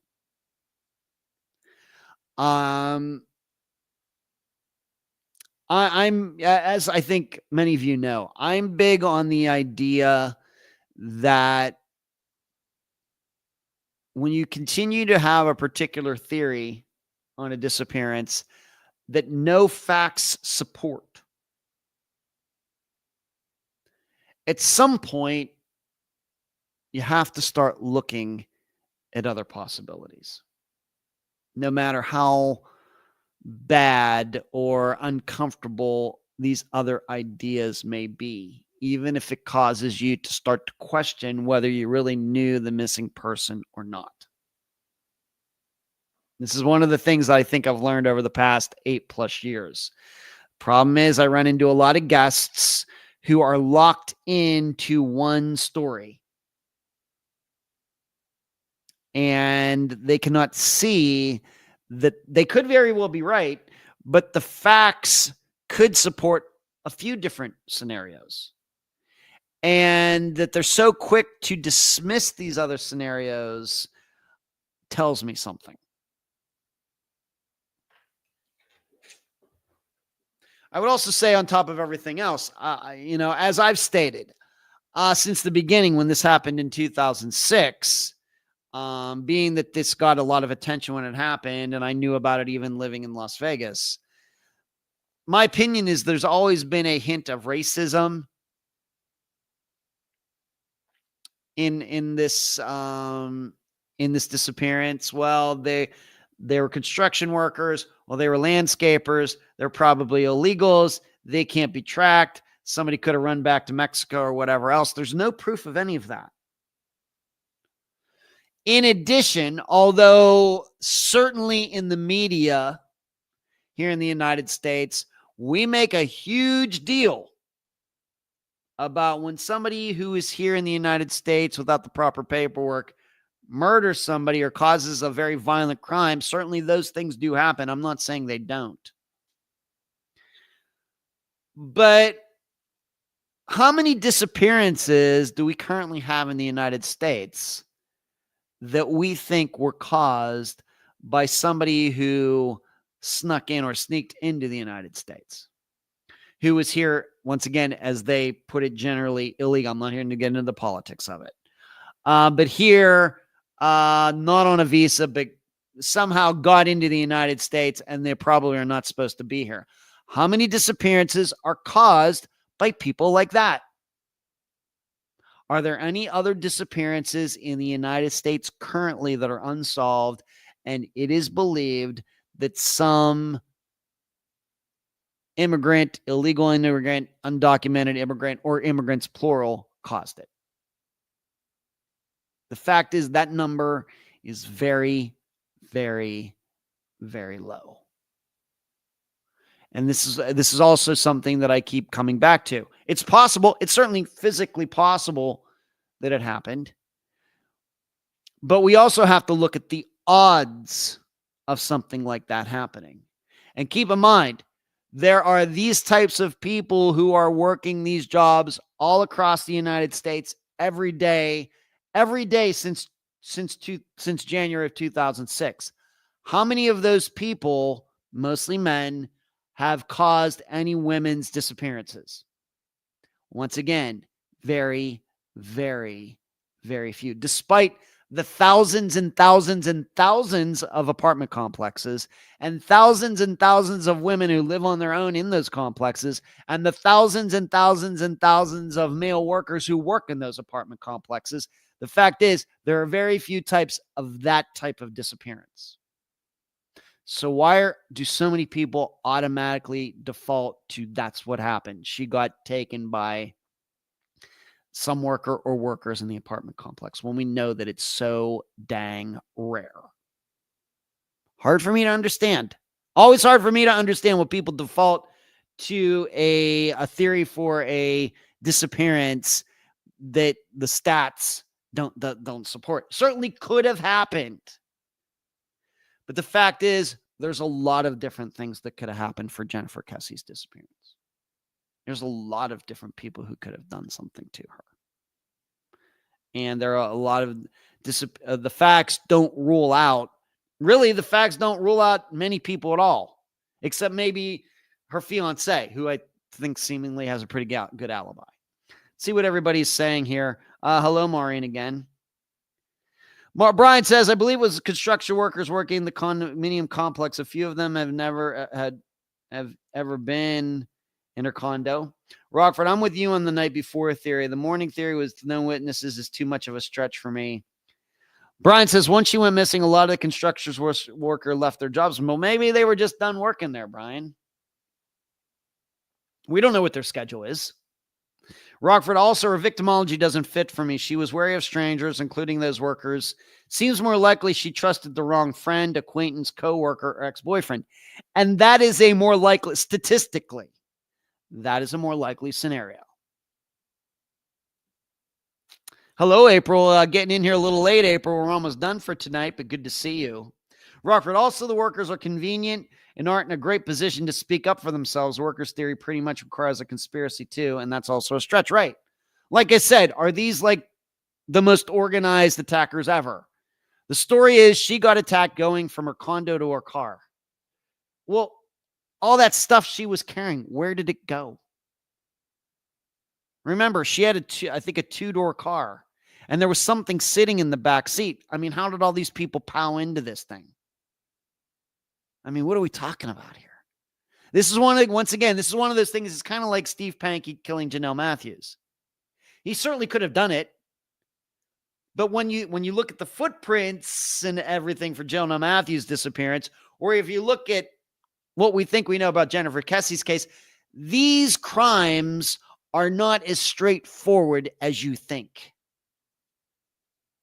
They are only straightforward in general. But when you actually have to get down and start analyzing them in realistic terms, things start to break down. And that's when you have to start looking at theories that a lot of people have dismissed. I know that I'm in the minority regarding Jennifer Kessie's disappearance, but I have good reasons to be in that minority. All right, what are we doing Friday? We're going to my area, my hometown area of the country. We're going to Western Pennsylvania. It's going to be another on hiatus episode. I think maybe you can tell why, even though I've gotten through this live show tonight, I am drained. Somebody said earlier, "You're looking tired." I'm feeling tired. This Friday, we're going to cover on hiatus episode Donnie Smatlack. You might remember him. He was a guy, seemed like a decent guy, but he was mixed up in selling drugs in Western Pennsylvania. He goes missing, and his car was eventually found in the Oakland part of Pittsburgh, which is where the University of Pittsburgh campus is. The car was found with the windows down. It had snowed or rained or something, but that's where his car was found, many, many miles from where he lived. In fact, he was living not far from where my biological family lived. It's close to Irwin, Pennsylvania, out there on Route 30. So we're going to cover Donnie Smatlack again. Once again, this is a disappearance that doesn't get a lot of mention by me. It's not been revisited before. And for the think tank on Sunday night, this is the disappearance we will be talking about. So sign up at patreon.com/unfound podcast. That's it for tonight. I got it done. Wow. Thank you for all for joining in tonight. Thank you for the support. Thank you for all your understanding regarding this tough stuff that I'm going through. Thank you for listening. Maybe some of you are learning about your own sleep problems. Maybe you want to get them fixed like I'm trying to fix mine. Everybody keep your heads on swivels out there. Do not be victims. Charlie, say hi to the kids for me. Good night.